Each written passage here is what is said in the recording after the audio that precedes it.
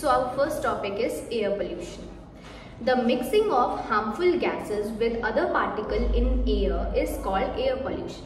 Air pollution है क्या?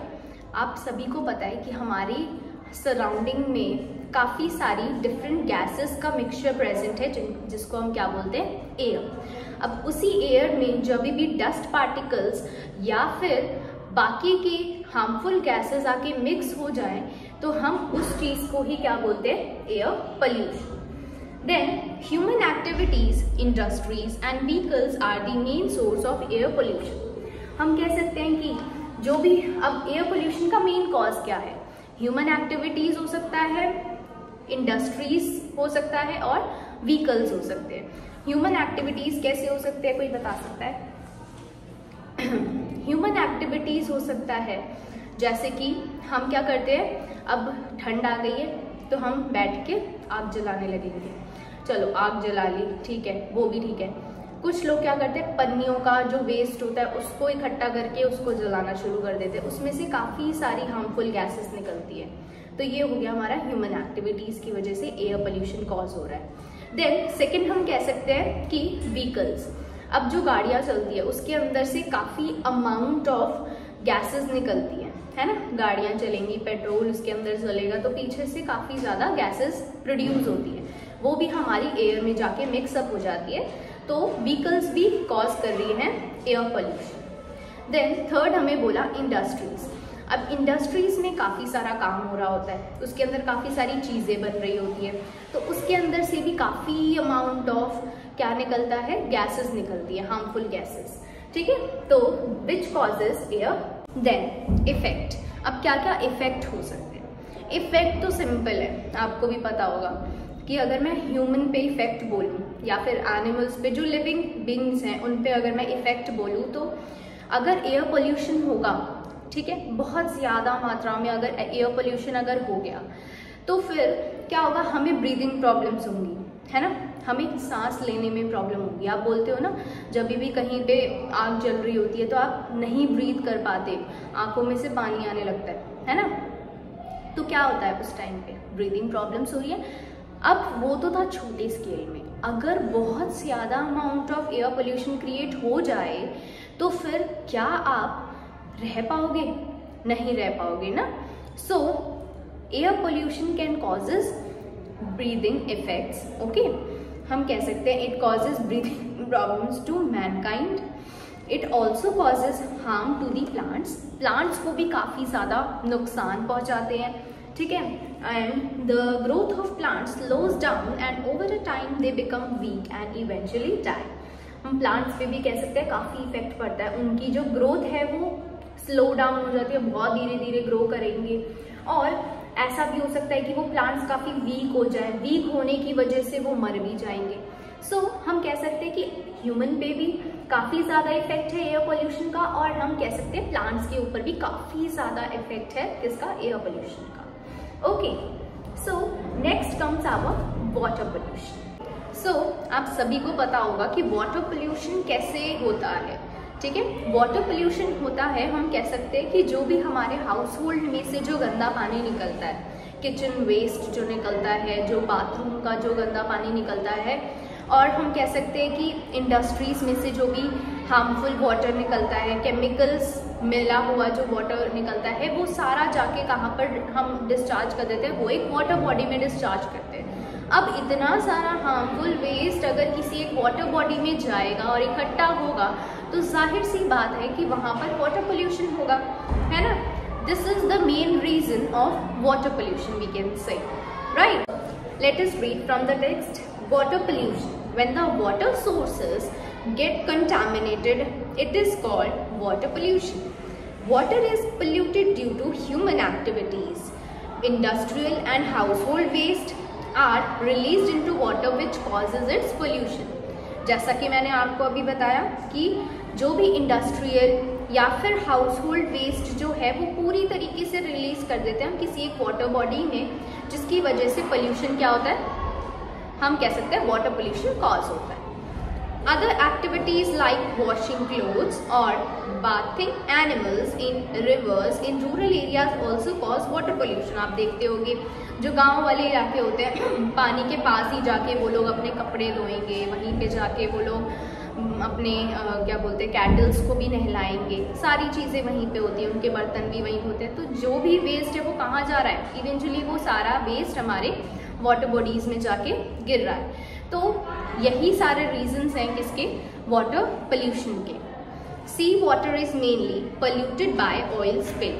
हम कह सकते हैं जो सी वाटर है वो कैसे हम कह सकते हैं कैसे पोल्यूट होता है, वो ऑयल स्पिल से। मतलब कि कभी कभार क्या होता है कि ऑयल जो है हमारे फैक्ट्री से, इंडस्ट्री से निकलता है, ठीक है, वो सारा ऑयल जो है वो सी में जाके गिर जाता है। उसकी वजह से हमारी जो सीज है, जो समुद्र हैं, जो वो सारी चीज़ें क्या हो जाती है, पल्यूट हो जाती है, गंदी हो जाती हैं। और उसकी वजह से जो भी हमारे वाटर बॉडीज़ में प्लांट्स हैं, जो एनिमल्स हैं, वो भी काफ़ी इफेक्टेड होते हैं उन सारी चीज़ों से, और इवेंचुअली उनकी भी डेथ हो जाती है कुछ टाइम बाद। So it makes water unfit for marine plants and animals.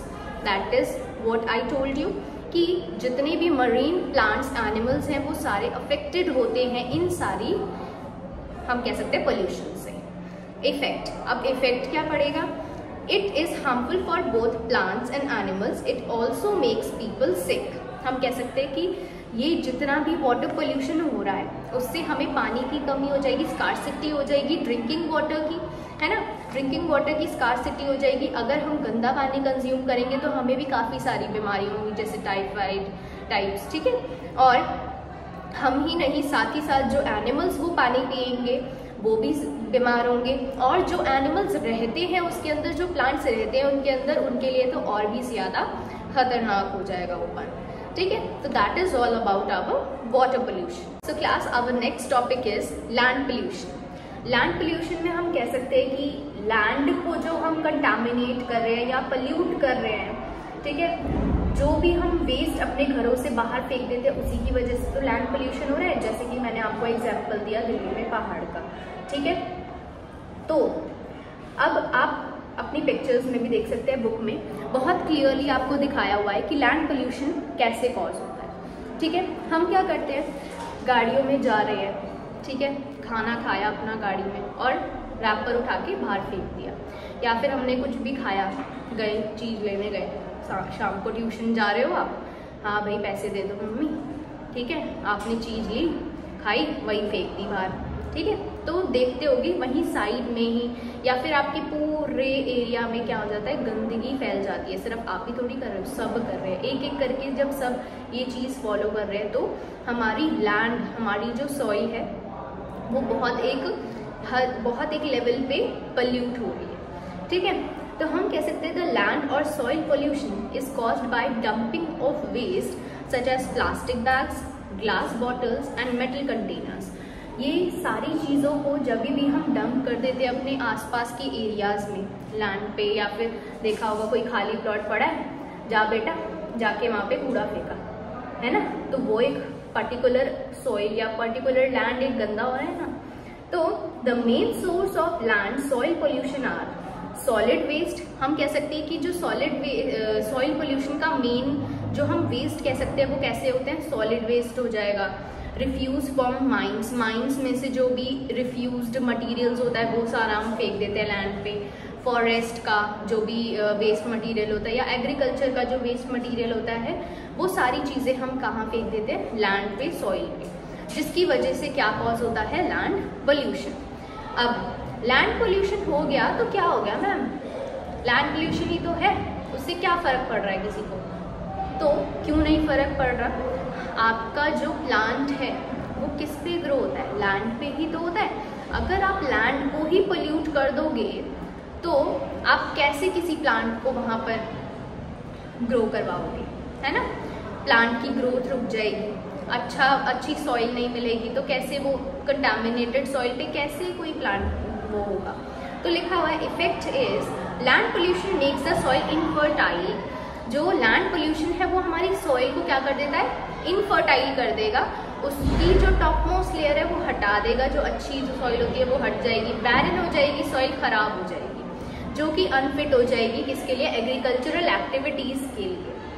It harms the organism living in the soil and adversely affects the growth of the plants. हम कह सकते हैं जो भी लैंड पे एनिमल्स रहते हैं उनके ऊपर कितना ज़्यादा इफेक्ट पड़ेगा। जैसे वाटर पोल्यूशन में वाटर एनिमल्स के ऊपर कितना ज़्यादा इफेक्ट पड़ रहा था, इन द सिमिलर वे हम कह सकते हैं कि जो भी हमारे एनिमल्स हैं जो लैंड पे रहते हैं, छोटे हो बड़े हों, वो सब काफ़ी ज़्यादा अफेक्टेड होंगे।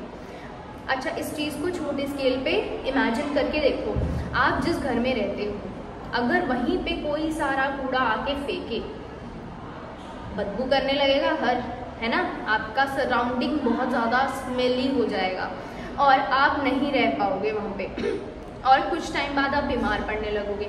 जो झुग्गी झोपड़ियों में जो लोग रहते हैं उनके आसपास कितना कूड़ा होता है, क्या वो इजीली रह पाते हैं वहाँ, क्या वो फिट होते हैं, हेल्दी होते हैं, नहीं होते वो हेल्दी। तो इसीलिए हमारे एनिमल्स को भी काफ़ी ज़्यादा अफेक्ट पड़ता है लैंड पोल्यूशन से, और साथ ही साथ हमारे प्लांट्स भी काफ़ी ज़्यादा अफेक्टेड होते हैं। Okay, this was all about our land pollution.